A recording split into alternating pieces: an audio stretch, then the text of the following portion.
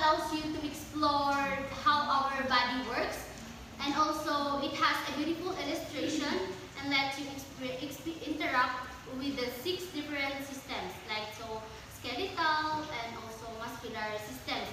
Parang ginanay human body app na concern ka na parang i-picture nga sa tao, na parang i-identify niyan ka yung skeletal, muscular, dito. And then, second of sa periodic table of the element app. And naman yung mga, this app provides detailed information about the chemical elements. Siya sa mga periodic table of the elements. So dito naman, another example is the Earth Primer app. Earth Primer app naman, it is a interactive app that teaches you how Earth works through play. Parang pipikilay niyan sa paano di so Earth. Parang ipag-explore ka niyan sa Earth. Then the last one, example of the science app is the Agent Kids app. Yang Agent Kids app naman it is a puzzle game. Puzzle game that helps you learn about particle physics. Nakafocus siya sa physics. So, let's proceed to the slide. Yung slide naman is, yan yung mga, another slide. Slide is very important visual aids in education. They help teacher present information in clear, engaging ways. So, mga example yan na like Microsoft PowerPoint, Powtoon, and Google Drive presentation, and also Slide Rocket Quizzing. Ilan sa mga examples of pwedeng matulungan kanya paggawa ng slide. This is the Microsoft PowerPoint. Alam na natin kung ano yung Microsoft PowerPoint. And then the Powtoon. It is a web-based tool that lets you create animated presentation, and pwede rin siya mag-offer ng graphics and also cartoons and media options. Dito naman sa Google Drive presentation is meaning you can access it in any device with internet. Kailangan ginagamit na din ito ng internet pala itong template. So dito naman sa Slide Rocket is yan yung mga is another web-based program for creating presentation, and parang similar lang siya sa PowerPoint ay Microsoft PowerPoint. Na parang it will parang pag-offer ka na sa many templates so that you can use it to your slides. And also the Prezi. Yung Prezi naman is ito yung known for its unique zooming presentation styles. Parang madakala po siya sa ng mga professional and also teachers na ito yung ginagamit nila para sa presentation nila. And let's proceed to the worksheet and forms. So worksheet and forms. Worksheet and forms are tools that help students practice and apply what they've learned. They can be done on paper or online using various software. Pwede siyang gamitin online and also sa online, and it can be done on paper. May mga examples ito yung Google Forms, Monkey Surveys forms, paper forms, and also type forms, survey plan, quick tap survey, cognition form, and ninja form. Yan yung mga examples na pwedeng gamitin sa worksheet and forms. So dito naman tayo sa newsletters. So newsletters naman is yan yung mga it can be used in mathematics and also science, teaching, and learning. It is a great way for students to share their information about math, science topics. So yung creating a newsletter is help students develop important skills such as the following skills all learn how to can also be developed. The first one is receptiveness to the mathematical and scientific language to be used, and also writing, spelling, grammar, drafting, revising, and editing, and then imagination, confidence, and using technical writing skills, and also use of credible references.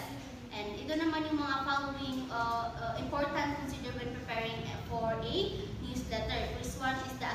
accuracy. When we say accuracy naman is, it is make sure that all facts are correct, and including the names, the details, and ginagamit din dito yung 5 W's, which is the who, what, when, where, why, at saka yung how, to guide your writing. And next one is the audience. Audience naman, think about who will read the newsletter. Is your content interesting to them? Dito natin makikita if yung ginawa mong newsletter is interesting to them. And then next one is the research. When we say research naman is kailangan is always natin gina-verify that the facts you gathered, and also it is you can use reference materials to support your information. And then the images. Choose images carefully to attract the readers and also the reader's attention. And next one is the writing. Writing naman is start with a strong opening to grab the reader's interest. Para makuha mo yung attention ng mga readers, kailangan mo mag-start with a strong opening. Next one, let's proceed to the pamphlet. What is pamphlet? Pamphlet, it is a small booklet that focuses on one topic, often for educational purposes. It's not a magazine, so it doesn't come out regularly. Pamphlet is parang, ito yung mga sample technology na pwede mong gamitin sa pamphlets, which is tatlo lang sila, Microsoft Publisher, and also Adobe Sparks, and Lucid Press. Yan yung mga app na pwede mong gamitin sa pamphlet. So, next one is the brochure. So, brochure naman is, alam na natin yung brochure. Are you familiar with the brochure? Yes. Brochure na yan yung mga naka-printed pieces of paper used to advertise a company or products or services na ipag-publish nga. And for example, ito yung mga some application that you may use to develop your brochures. First one is the Microsoft Publisher, and also the Canva, Venage, Vesme, and Flipsnap. Next one is the cartoons. Cartoons naman is yan yung simple drawing or pictures that often shows a funny situation or makes a comment about something serious. There are cartoon making software that can be paid online, but the following are free cartoon making software that you may use or let your student use. Ito yung mga cartoon na free na pwedeng gamitin ng mga student natin. The first one is the Animaker, Pencil 2D, Scientific, and then Inkscape, and then Pixstone. So next one is the journal. Journal naman is yan yung personal record where students can write down their thoughts and also their experience about what they've learned in that specific time.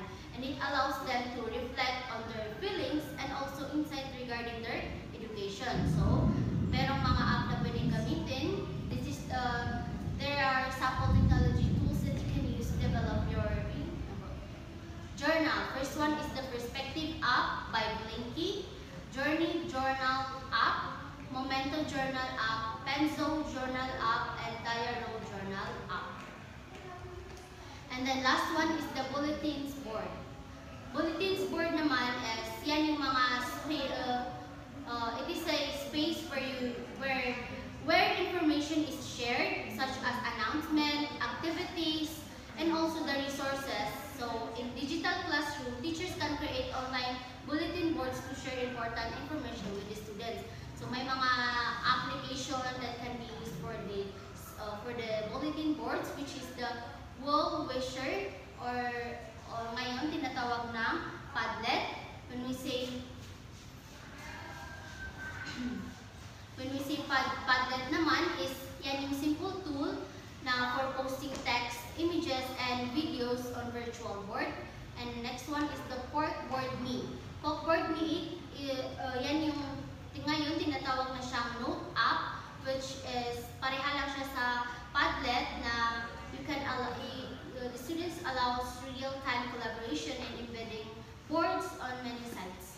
And also the Padlet. Padlet naman is yan yung you can Padlet is yan yung you can create online boards with virtual post-its with organizing thoughts. And then another application that can be used in bulletin boards, which is the Space.